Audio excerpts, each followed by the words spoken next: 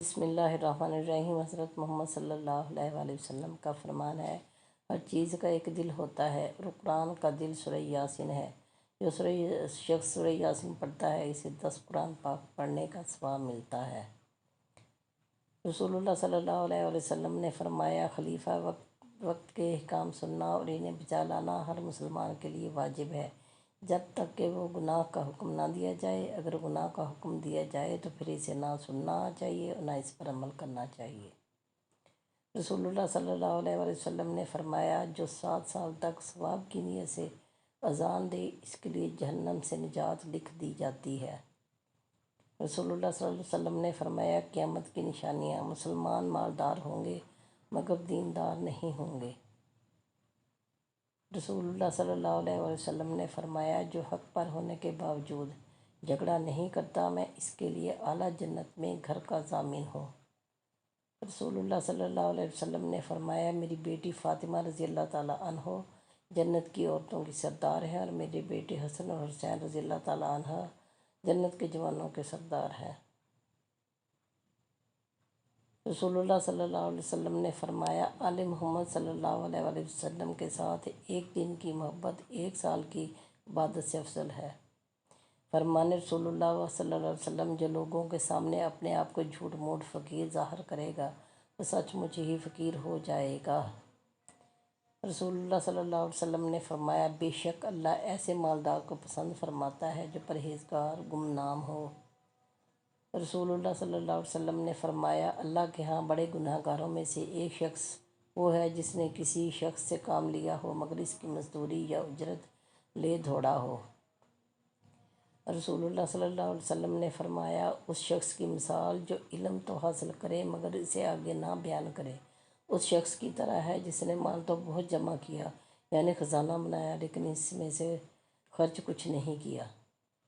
رسول اللہ صلی اللہ علیہ وسلم نے فرمایا، اگر تم میرے بعد دیکھو گے اکیلے علی ایک راستے پر چل رہے ہیں اور تمام اولاد آدم ان کو چھوڑ کر کسی دوسرے راستے پر چل رہے ہیں تو تم میری یہ وصیت یاد رکھنا کہ تم تمام اولاد آدم کو چھوڑ دینا مگر علی رضی اللہ تعالیٰ عنہ کا ساتھ نہ چھوڑنا، کیونکہ علی رضی اللہ تعالیٰ عنہ کبھی تمہیں گمراہ نہیں ہونے دیں گے۔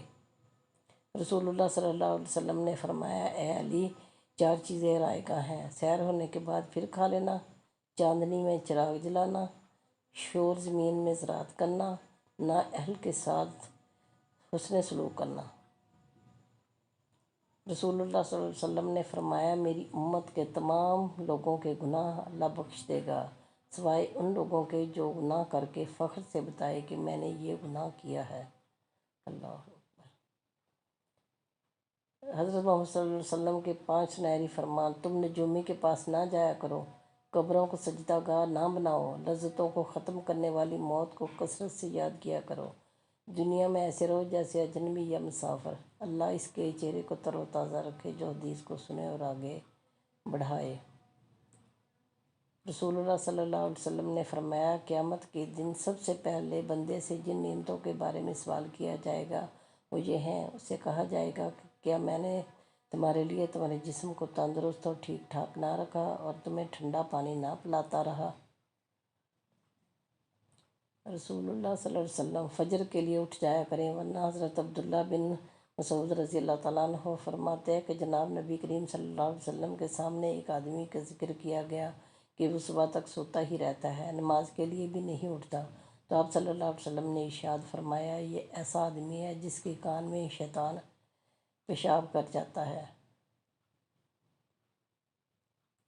حدیث نبی صلی اللہ علیہ وسلم، حضرت انس رضی اللہ تعالیٰ عنہ سے روایت ہے کہ نبی صلی اللہ علیہ وسلم نے فرمایا، ایک دوسرے سے حسد نہ کرو، ایک دوسرے سے بغض نہ رکھو، ایک دوسرے سے قطع تعلق نہ کرو اور اللہ کے بندے ایک دوسرے کے بھائی بن کر رہو۔ رسول اللہ صلی اللہ علیہ وسلم نے ارشاد فرمایا، میرے پاس جبرائیل علیہ السلام آئے اور کہا، اے محمد صلی اللہ علیہ وسلم، اپنے صحابہ کو حکم دو کہ تلبیہ میں آواز بلند کریں کیونکہ یہ حج کے شعار میں سے ہے۔ لبیک اللہم لبیک۔ راستے سے تکلیف دہ چیز ہٹانا، حضرت ابو ذر رضی اللہ تعالیٰ عنہ روایت کرتے ہیں کہ میں نے رسول اللہ صلی اللہ علیہ وسلم سے عرض کیا، اے اللہ کے نبی صلی اللہ علیہ وسلم، مجھے کوئی ایسا عمل بتلا دیجیے جس سے مجھے فائدہ ہو۔ آپ صلی اللہ علیہ وسلم نے ارشاد فرمایا مسلمانوں کے راستے سے تکلیف دہ چیز کو ہٹا دیا کرو۔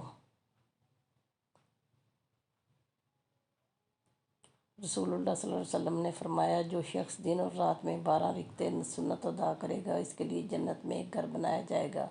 یہ 12 رکعتیں اس طرح ادا کی جائیں گی: 2 رکعت فجر کی نماز سے پہلے، 4 رکعتیں ظہر سے پہلے اور 2 بعد میں، 2 رکعتیں مغرب کی فرضوں کے بعد، 2 رکعتیں عشاء کی فرضوں کے بعد۔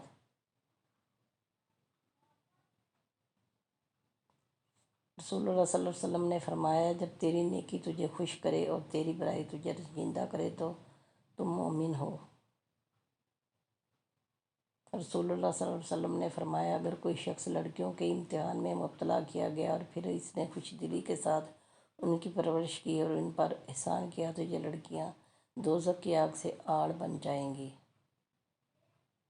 رسول اللہ صلی اللہ علیہ وسلم نے فرمایا نبی کریم صلی اللہ علیہ وسلم سے سنا آپ نے فرمایا مجھے میرے رتبے سے زیادہ نہ بڑھاؤ جیسے عیسیٰ ابن مریم علیہ السلام کو نصارہ نے ان کے رتبے سے زیادہ بڑھا دیا۔ میں تو صرف اللہ کا بندہ ہوں، اس لیے یہی کہا کرو میرے متعلق کہ میں اللہ کا بندہ اور اس کا رسول ہوں۔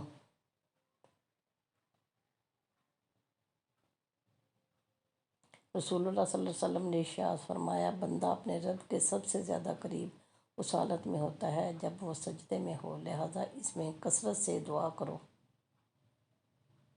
فرمان رسول اللہ محمد صلی اللہ علیہ وسلم جب کتے کی بھونک اور گدھے کی ہینگ سنو تو شیطان کے شر سے خدا کی پناہ مانگو، کیونکہ جانور وہ کچھ دیکھتے ہیں جو تم نہیں دیکھ سکتے۔ اللہم صلی علی سیدنا محمد وآلہ وصحبہ اجمعین برحمتک یا ارحم الراحمین۔ میرے پیارے بہن بھائیو، اگر ویڈیو پسند آئی ہو تو ویڈیو کو لائک اور شیئر کیجیے اور میرے چینل کو سبسکرائب کیجیے۔